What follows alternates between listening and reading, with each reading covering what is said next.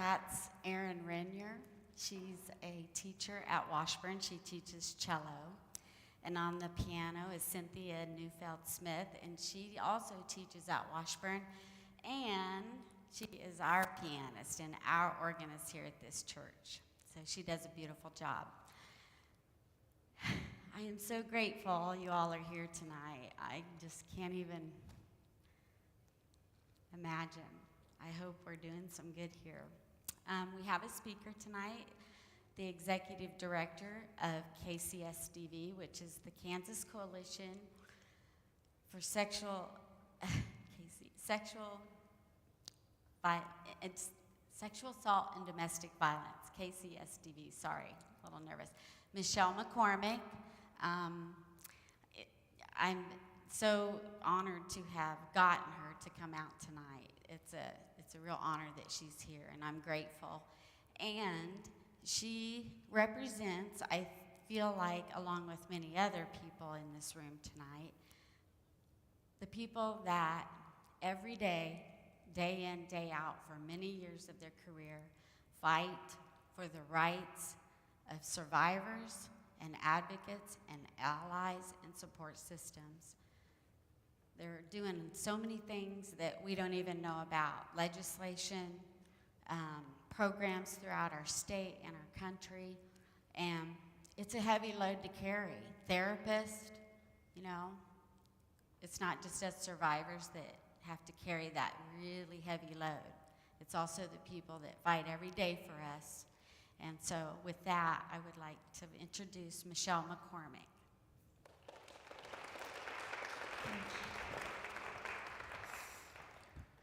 Oh my gosh, I don't know about you all, but I think it's my honor to be here. Gail, I think you honor us by inviting us all here, so thank you all. I feel a little like Britney Spears up here with this. Do I need to stand somewhere different? No, is that okay? Okay, thank you. There's somebody else in charge of the technology. That's a really good thing. Thank you all so much for having me here. Gail's right. So I am the executive director of the Kansas Coalition Against Sexual and Domestic Violence, where I have been in that role for 68 days, but who's counting, right? Prior to that, I know many of you, I see a lot of familiar faces in the community, because I also was the previous director at the YWCA Center for Safety and Empowerment, and so I've seen several of you over the years. I have worked in the field for 25 years this year, which means I'm jaded and crusty, right? And an event like this really, it does so much, Gail, I think, to inspire hope from people, and so myself included, so thank you for that. So Gail and I did a little prep work before, so I could have an idea about what she wanted me to speak about. But I have about 5 minutes with you, not 5 hours with you. And we really did. We wanted to cover all the things she mentioned because we could talk about the legislative efforts. We could talk about this issue sort of infinitely. See me after if you want to hear more about some of that, because I could talk to you about the prevalence of this issue, right? About how much sexual assault happens in our community, in our state, in our country, right? But I'm not sure that hearing the numbers does it justice. And so it occurred to me that we're probably 3 or 4 years out from the time when the words Me Too sort of caught fire, right? And people around the country really felt safety in numbers, so to speak, of being able to come forward and say, hey, this was my experience, and I'll never forget, I was at the YW and got a call from a woman who was 89 years old, and she said to me, Michelle, we had spoken out on the news, local news, about some things, and she saw it, so she asked for me and said, I have never told another soul what I'm about to tell you, right? And she disclosed that she had been a freshman in college when she was assaulted, and she didn't tell anybody. And she said, you have to understand, it was pretty rare back then that I was getting to go to college. And I thought if I told anybody that this had happened, that they were going to blame me and they were going to take away this opportunity. And she said, I didn't say anything then, but by God, you tell people I said me too now. Right. I just said by God in a church. Oh my gosh.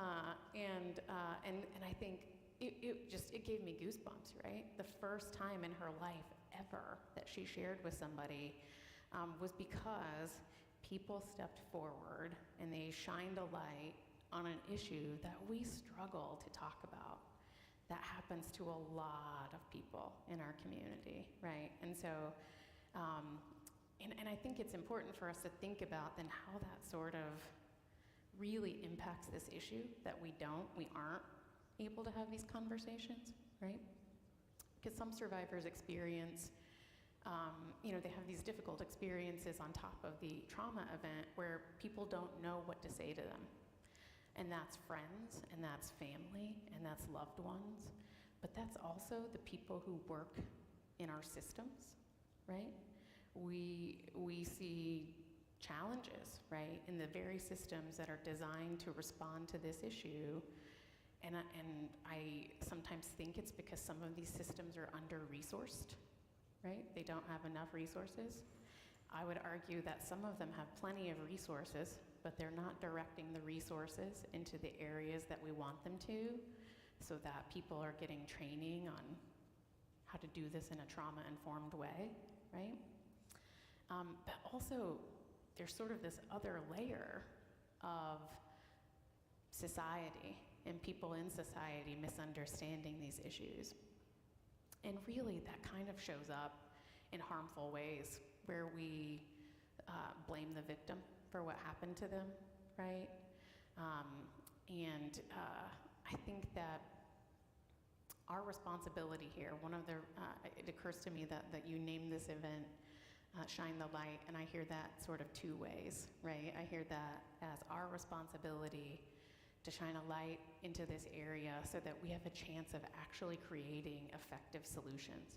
We can't create the right solutions, right, if this is in the dark and we aren't talking about it. So I hear that as being important because, one of the things we're doing is talking to each other about a very difficult subject here today, but you know what? Some of you are, the law enforcement officers who are investigating. Some of you might be a prosecutor who's gonna file charges one day. You might be a nurse who's going to do the exam. You may be sitting on a jury, right, someday on a case, and we need everyone to understand the dynamics of this issue because of that, right? And I think it's not just on survivors to create these solutions, right? This is on all of us. We all have responsibility to address this issue. And so that's why, we're here talking about it and shining a light. But I also think the second way I hear sort of the shine the light is because survivors who come forward really, this gives me a lot of hope that this conversation's happening, that there are people here. It's inspirational, and I hope that other survivors also feel supported by this because it's not the shame that they should be carrying, right? And so I think this shines a light not only on the darkness of the issue, right? But I, think that it's courageous to be this vulnerable. In that when Gail steps forward, she creates the kind of space for other people to step forward and other people to step forward. And really that's sort of the lightness that comes from that. So I would just end, because 5 minutes, not 5 hours, by saying thank you. Thank you, Gail. I think you honor me, you honor all of us here. And I know there are a lot of people who are going to benefit from this. So thank you so much.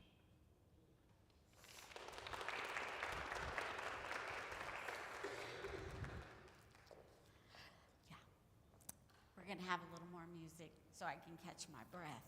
I'm going to light when they're done. After I'm speaking, I'm going to light this. I'm a very deaf woman. I'm going to light it up there. I'm going to light this, and then I'll come down and I'll light your candle, and you go down and light other people's candle on the end like this. This is lit like that. Okay, and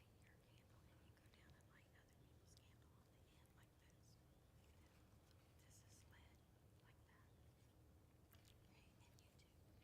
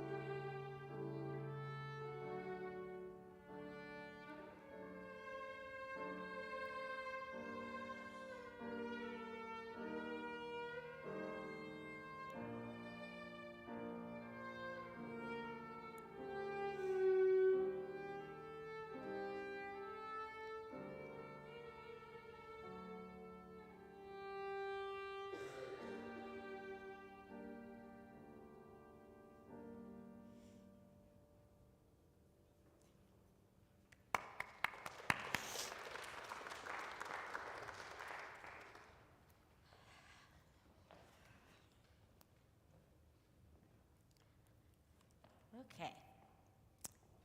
So, I had a couple reasons for wanting to do this, and I didn't think I would be able to this quickly.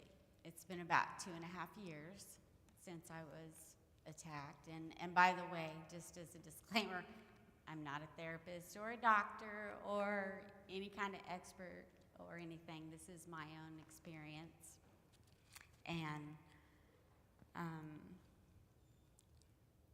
the goal that I had from almost the beginning of this part of my life journey was that someday I would do something to help this community. And when I say community, I mean not just survivors, but their support systems, their family, their friends, the organizations that hold our hands and help us keep our sanity.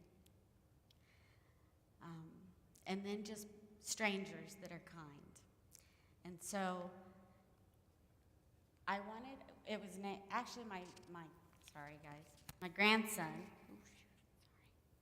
named this program tonight. Me and Carrie kept trying to come up with a name, and all of a sudden, little Colby Lee comes running in and says, "It's time to shine, Grammy." He didn't know anything about what was going on. I don't know where it came from, but there it is. So that's how that was named. One of the goals I had was I wanted to create a space where we could have a community, where we could all be brought together and support each other, listen, and just be together sometimes. Sorry, Pat. There we go. So that we ourselves, all of us, could illuminate the people around us that may need you. And not only for loved ones, but for yourself. We have light in us, and sometimes when things like this happen, not just us, but family and friends and everyone too, that light gets almost extinguished, almost silenced, to where you just want to hide out. And it's an awkward conversation to have, right? I see the look on people's faces. I get one out of three looks usually.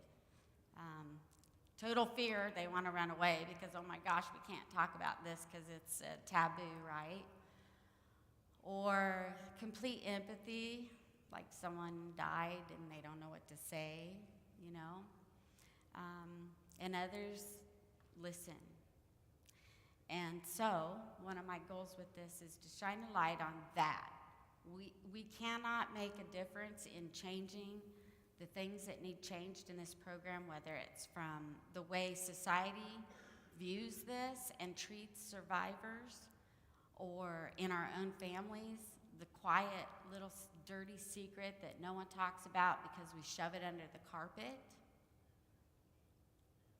And what that does, I feel, is it ends at those kinds of things, because we don't talk about them, put the shame on the victim/survivor. And that's not where it belongs. Not once, not ever, ever. We don't have to carry that.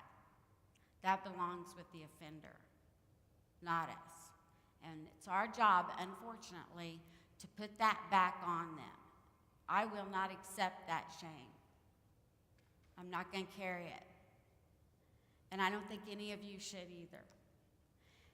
The other goal was I want to shine a light so that we can have conversations, and I want a community because our voices are stronger together. We don't have to be silenced. Even if we just help each other. And then the big, huge goal is to get people in our community talking about it. We don't have to be fearful of talking about this. It's awkward, and it's not fun, and it just plain is crappy sometimes. When you have to go home and tell your children something horrible's happened to you, or a friend, or no one at all, is tough. So I'd like to share a few tips with, hi baby. See, the puppy even says so. One of the things I've learned through this journey is that people don't know what to do. They're not always being rude or not caring. They just sometimes don't know what to say. And to survivors talking to other survivors, friends, family, advocates, all of you, I want to tell you a few things that helped me. And this sounds a little weird, but it's true. Even still, and probably for the rest of my life, I will need to be told on occasion, I believe you. I believe you. There's no question. There's no, I don't know, did you do something wrong? Was you in the wrong place? Was you wearing the wrong thing? Was you drinking too much? None of that matters, not an ounce. Because that never, ever, ever gives a person the right to violate you in any way. And so the people that are supporting a person who's been through this, it may not make sense, but it helps to be told over and over, I believe you. You didn't do anything wrong. And if you need help as a support system because you're struggling, then please seek it out. And sometimes help doesn't just come to us. I've been told I'm a little bit of a persistent person, and stubborn. And I do seek things out, but I don't always do it maybe right and it's hard to do that, to go ask for help. But please ask for help, whether you're a survivor or a person who's helping someone, because there's no shame with it. We need help. We need to come together to make it through these journeys and change our society's perspective. It's like a grief, right? To the family and to the person. It's almost unbearable at times, but it changes as you go along, just like grief does, because it is a grief. We've lost something. It's been taken from us. So that grief, I want everyone to know, it does move forward. Get help, and the grief will get different. It doesn't go away, I don't believe, but it does get different.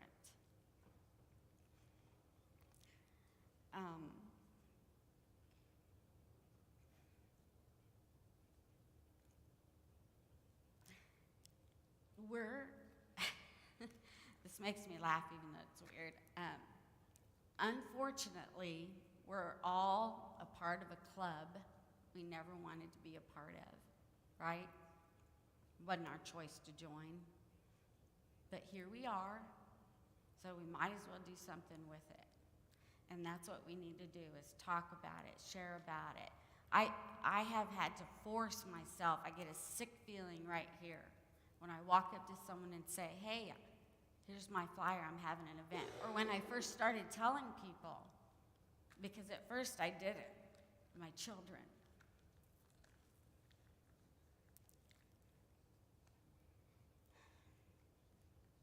And I'm grateful for that. I'm grateful for my kids. I'm grateful for the people that held my hand through this and have supported me every step of the way. I'm one of the fortunate ones. So what I would like is for us all to stick together, and even though it's awkward, have the conversations. They're tough, but it does get easier. Still get the sick feeling in your stomach, but maybe someday that'll go away. And something I gotta tell you is, do you see this rockin' outfit I have on today? There's a little story behind it, and I wanna leave everyone with this thought because I was surprised at how happy it made me. I summoned up the courage, got a sick feeling in my stomach, and I told a friend of mine, a lady here, that I was having an event and that this had happened. And as sweet as she is, she said, "Oh my gosh, my cousin was also attacked, and I didn't know what to do." Well, so she hugs me and we talk a little, and then she goes home. She comes back and she says, "I want you to know something."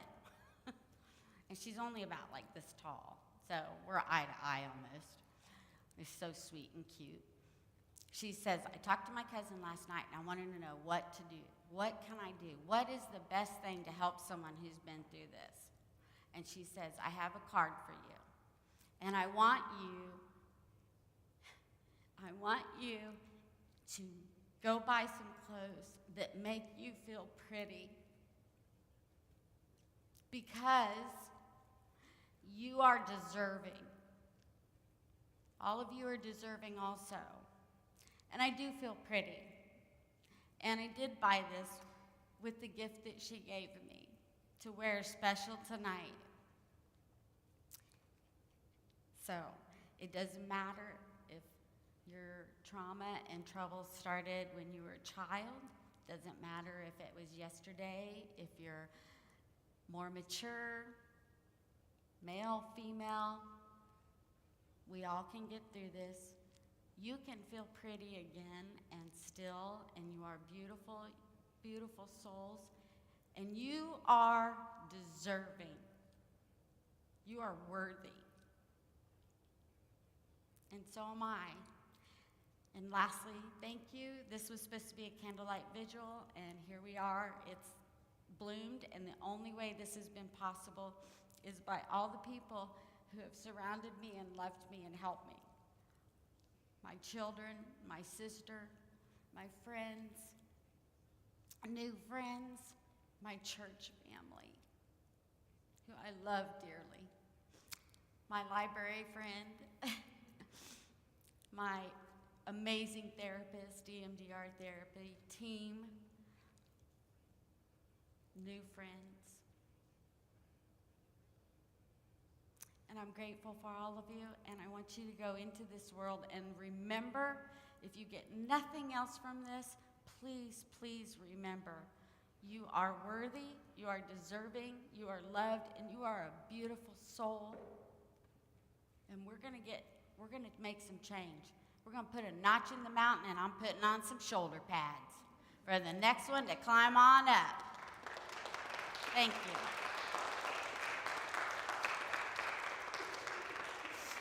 I need some big ones, though. Okay, guys, they're gonna play again. We're gonna light our candles. You don't tip your, most of you know, but you don't tip your lit candle. My children are gonna come and help you light. You tip your the unlit candle. And we're gonna listen to some more beautiful music. And then, if you have a paper that you filled out so we can release some of this, I think we're gonna burn them with the marshal we have here. Okay? Okay. Thank you, everybody.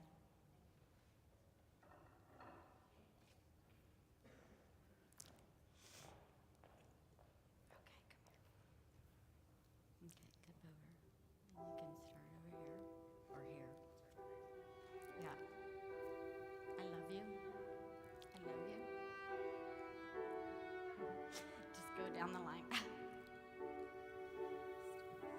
know. Don't burn your hair.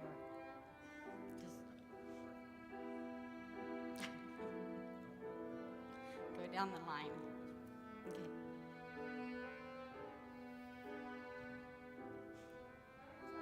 I love you. You gotta have a candle. Get one when you come back. Okay.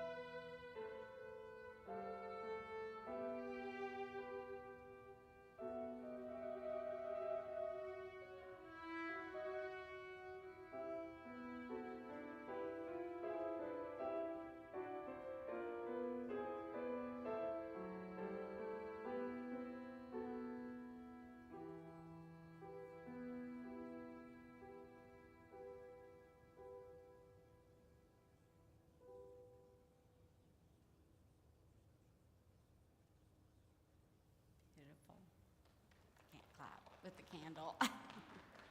Thank you, guys. Okay, let's go burn some stuff. Thank you, everybody. Thank you, Carrie, Pat, Allison, Susan, everybody. Thank you very much. I love you all. Carrie's back here somewhere. And thank you to our amazing musicians, and thank you to you all.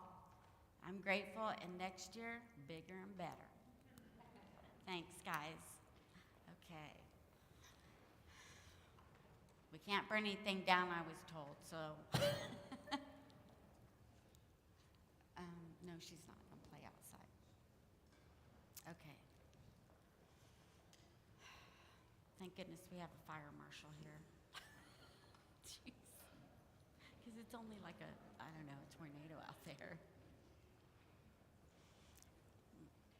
If you guys don't have a paper to burn, releasing whatever thoughts you might have, please grab one on the way out. Write whatever you want on it. Burn it. I love you.